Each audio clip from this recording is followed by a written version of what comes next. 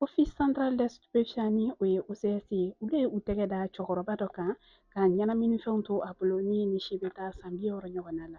An balimaw aw bisimila Malakci ka kunnafoni kɛnɛ kan. Mali foroba cakɛyɔrɔ min bɛ yen ni o ye Office Central de Stupéfiants ye kuma lasurunya la OCS ale ka baara ɲɛsinnen don ɲɛnaminifɛnw kɛlɛli ma ka bɔ Mali jamana kɔnɔ. O bolofara min bɛ joli la olu ye u tɛgɛ da cɛkɔrɔba dɔ kan ni ni si tun bɛ taa san 60 ɲɔgɔnna la ka taa sɔrɔ ɲɛnaminifɛn caman bɛ a bolo. K'aw ladɔnniya k'a fɔ ko nin waleya in kɛla masigi ni ale ni jolila cɛla o bɛ kilomɛtiri 75 bɔ. Mɔgɔ min tun bɛ nin wuli ka jɔ ɲɛma o ye Kapitɛni Soma Abubakar Jara ye ni ale ye jolila chef d'antenne ye.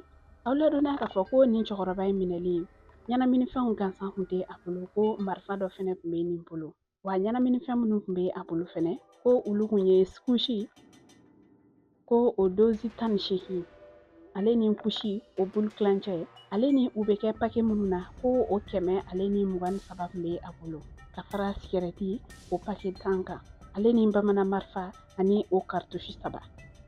Nin cɛkɔrɔba in minɛlen a ka koɲa dila jolila ye kiribulon tigilamɔgɔw ma. Sɛgɛsɛgɛli kunfɔlɔw kɔfɛ nin cɛ in ale minɛla ka don kaso la ko wa sɛgɛsɛgɛli baara tɔw bɛ sen na walasa k'a dɔn ani maa wɛrɛ minnu tun bɛ nin baara in kɛ ɲɔgɔn fɛ. An balimaw ni kibaruyaw ne tun b'an bolo ka da kulo kan ani ce a ka kulomajɔ la a k'an bɛn sanga wɛrɛ.